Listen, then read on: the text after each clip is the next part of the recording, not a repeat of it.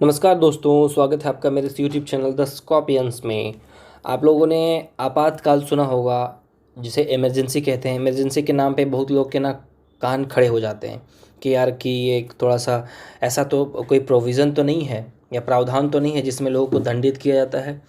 देखिए दोस्तों, हमारा जो संविधान है, भारत का संविधान, ये विश्व के आप सबसे बड़ा तो नहीं कह सकते आप, लेकिन बहुत बड़े लिखित संविधानों में से एक है।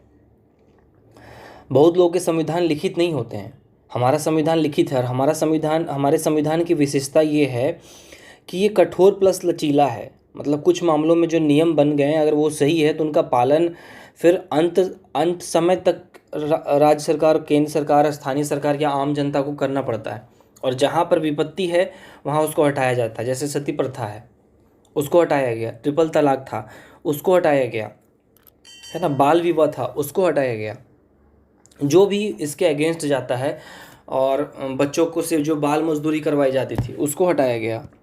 तो इसी तरह इसमें बहुत सारे आर्टिकल हैं जिनको कुछ भागों में बांटा गया है। इसमें कुछ अनुसूचियां हैं।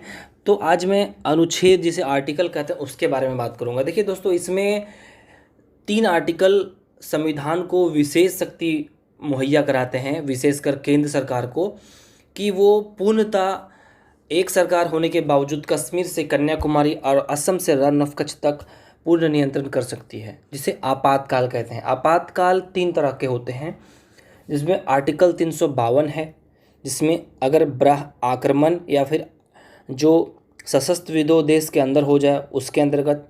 356 है, जिसमें अगर कोई राज्य संवैधानिक व्यवस्था के अनुरूप अगर सरकार नहीं चलाती है तो संविधान के रूप ना चलाने का एक हवाला देकर केंद्र सरकार उसमें राष्ट्रपति शासन लागू कर सकती है। तीसरा है आर्टिकल 360 अनुच्छेद 360।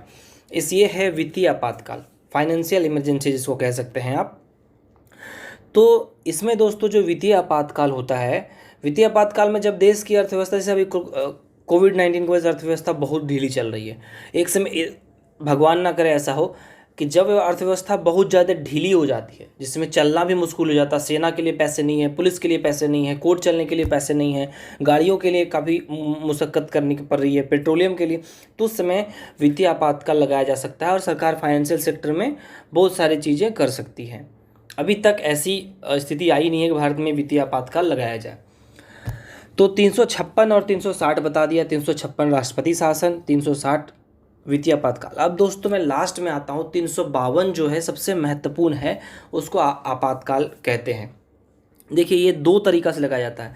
एक होता है सशस्त्र विद्रोह, देश के अंदर ऐसा लगे कि कोई देश के कोई जाति या कोई नस्ल या कोई समूह या फिर कोई इथनिक ग्रुप ऐसे बोले नहीं हमको अलग राज्य की मांग चाहिए और दंगा शुरू हो गया, तो सशस्त्र विद्रोह हो और देश की अखंडता, एकता, संप्रभुता पर खतरा हो, तो फिर इस मामले पर आपातकाल लगाया जा सकता है। और आपातकाल में पूर्णतः सरकार का, केंद्र का नियंत्रण हो जाता है प्रत्येक राज्य सरकारों में, और उनको जो बोलना होता है वो उनको करना होता है। सरकारें जो बोलती है, राज्य सरकारों को जनता का पालन करना होता है।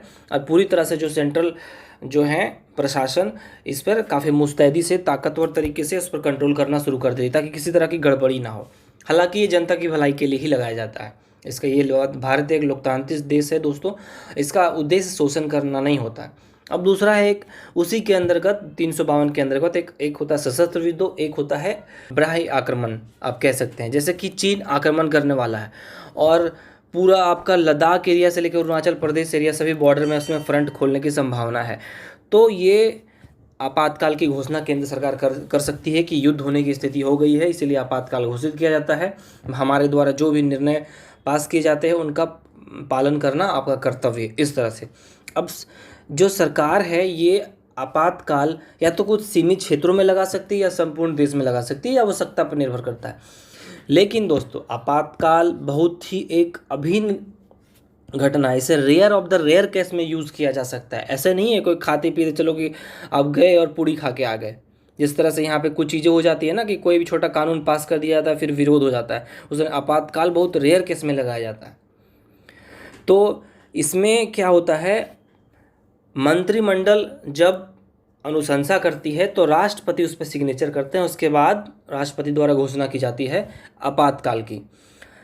तो आप समझ रहे हो। लेकिन इंदिरा गांधी जी ने पहले जो सशस्त्र विद्रोह था ये जो संविधान में है आंतरिक गड़बड़ी नाम से वर्णित था, तो उसी के माध्यम से आंतरिक गड़बड़ी के नाम से उन्होंने बिना मंत्रिमंडल के सलाह लिए आपातकाल की घोषणा कर दी थी 1975 में। आप में से बहुत भाइयों बहनों ने सुना होगा, अगर नहीं सुना हो तो इसे नेट में सर्च कर ले एक बार आप, तो जानकारी में। इस वजह से उनकी काफ़ी आलोचना होती है, क्योंकि 1975 में इतनी विपरीत स्थिति नहीं आ गई थी कि आपातकाल लगाई जाए। आपातकाल समझ जाइए एकदम रेयर केस में लगाया जाता है दोस्तों, बहुत रेयर केस में 1950, और इसकी वजह से उनकी काफ़ी आलोचना होती है। इसीलिए उसके बाद संविधान में संशोधन किया गया, बिना मंत्रिमंडल के सहमति से राष्ट्रपति के आदेश के बाद ही आपातकाल लगाया जा सकता है। और 1980 के आसपास दोस्तों ये प्रावधान लाया गया कि अगर आपातकाल विवेक शून्य या फिर हठ धर्मिता के आधार पर लगाया गया हो, मतलब कि हाँ अपनी इच्छा से कि हम दिखाना चाहते हैं कि मेरा पावर क्या है, तो उसे अदालत में चुनौती भी दी जा सकती है। तो ये आपातकाल के बारे में दोस्तों, इसके बारे में चर्चा हो तो बहुत लंबी चर्चा हो सकती है। ये आपातकाल के बारे में मैंने संक्षिप्त और एक संवैधानिक तरीके से सटीक जानकारी देने की कोशिश की। आशा करता हूँ समझाने में सफल हुआ हूँगा। वीडियो पसंद आए तो लाइक शेयर एंड सब्सक्राइब कर दें। Thank you.